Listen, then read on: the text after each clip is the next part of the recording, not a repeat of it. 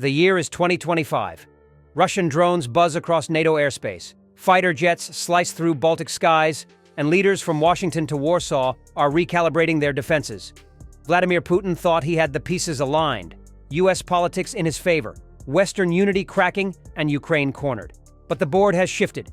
His gambit to fracture NATO has instead rallied it, leaving Russia overextended and more isolated than ever. At the start of 2025, Vladimir Putin believed time and circumstance were finally bending in his favor. With Donald Trump back in the White House, Moscow expected a softer line from Washington on NATO, an alliance the former US president had long disparaged as costly and outdated. According to the Financial Times, September 23, 2025, Russian officials openly speculated that the new US administration might reduce its security commitments in Europe, granting Putin more leverage over Ukraine. The Kremlin reasoned that by raising the prospect of peace, it could destabilize transatlantic solidarity and ease relations with Trump. In order to achieve this, Putin entertained high-profile actions such as phone conversations, speeches, and even a widely reported trip to Alaska to meet Trump in person. The content, however, remained constant beneath the stagecraft.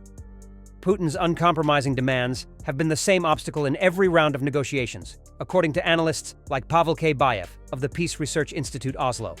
He demanded that Western countries stop providing any military aid to Ukraine, that Kyiv cede whole areas of its sovereign territory, particularly Donetsk and Luhansk, and that Ukraine disarm itself completely. As The Guardian reported on August 16th, Putin revived those territorial claims with renewed vigor after Alaska, declaring that peace was possible only if Ukraine ceded the Donbas. President Volodymyr Zelensky has repeatedly rejected such terms, noting not only his political opposition but also the constitutional prohibition on giving away Ukrainian land. That hard legal fact alone ensures that no Ukrainian leader could accept what Putin demands.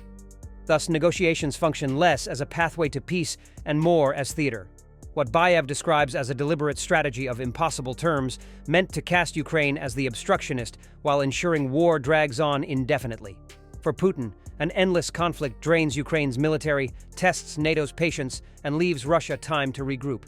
Yet for the West, the refusal to compromise has instead become clarifying evidence that Moscow's aims remain maximal and expansionist. When the diplomatic smoke cleared, Russia escalated by testing NATO's defenses directly.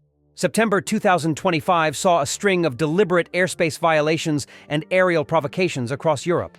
Nearly 20 Russian drones entered Polish airspace on September 10th, leading Warsaw to deploy interceptors and NATO to re-evaluate its preparedness.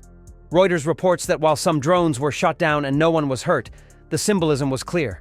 Russia was interrogating a treaty friend. In what officials called high-risk maneuvers, Russian Su-30 fighter fighters and an Il-20 reconnaissance plane entered the Baltic region in the days that followed, only to be intercepted by Swedish and Danish aircraft. One of the most significant instances was reported by Estonia on September 19th, when 3 MiG-31s ignored numerous warnings and wandered into its airspace for more than 12 minutes before being escorted out by NATO fighters. According to the Associated Press, these incursions took place at the same time as the enormous Russian-Belarusian war simulations known as Zapad 2025, which were held along NATO's eastern front. While Moscow claimed the incursions were navigational errors, few in NATO believe that explanation.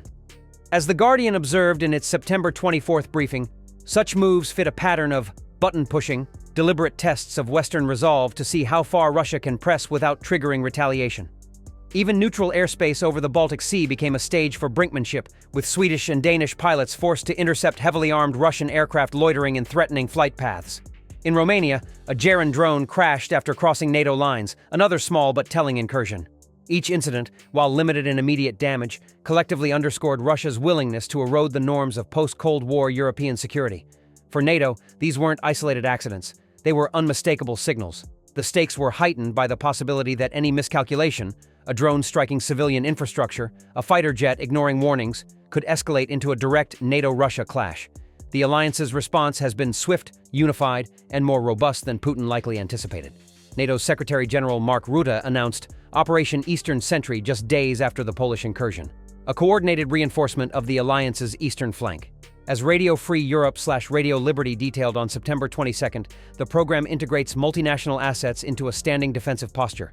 French Rafales, German Eurofighters, British Typhoons, Polish transports, and specialized contributions from Denmark, Italy, Spain, and even Sweden, now a full NATO member. These deployments expand on earlier battle groups already stationed in Estonia, Latvia, Lithuania, Poland, Romania, Bulgaria, Hungary, and Slovakia. Rapid interoperability is emphasized, making sure that a multinational and immediate response is in place in the event that Russia sends fighters across NATO skies or launches another drone swarm.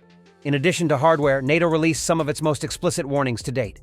The alliance denounced the invasions as part of a clear pattern and stated that it was prepared to employ all necessary military and non-military tools to safeguard members in a statement that was cited by Al Jazeera on September 23rd. Crucially, it restated Article 5's unwavering guarantee. That is, the idea that an attack on one is an attack on all. That language is Putin's worst fear. His provocations have strengthened collective defense rather than cast doubt on it. Even political figures once skeptical of NATO are echoing tougher lines. Trump, asked by reporters whether NATO should shoot down Russian aircraft violating Allied airspace, replied, "Yes, I do." Poland's Prime Minister Donald Tusk has likewise pledged to down any object posing a clear-cut violation of Polish skies, a stance backed by other frontline leaders. The Financial Times noted that such blunt commitments reveal just how far Putin's gambit has backfired. Far from exploiting fissures, he has generated a harder-line consensus that NATO must not only deter, but also be prepared to act. This unity undercuts the broader geopolitical vision that Putin has long cherished. A so-called multipolar world, where Russia, China, and the United States preside over distinct spheres of influence. With Russia firmly established as the leading force in Eastern Europe and Central Asia, Russian pundits hailed the prospect of Washington and Moscow collaborating on European security after the Alaska Conference. However, that dream has rapidly soured. Rather, Russian propaganda has changed to assert that a Third World War is already in progress, fought mostly through economic attrition and sanctions, as noted by Bayev in the Eurasia Daily Monitor. Russia's military capability is being depleted by war casualties, and Western sanctions are still limiting its access to funds and technology. At home, the Kremlin is dealing with the gradual decline of a conflict that has yielded no obvious winners. Internationally, it confronts an Atlantic alliance that is not only intact but re-energized, now embedding Sweden and Finland into its structures and deepening defense spending commitments across Europe.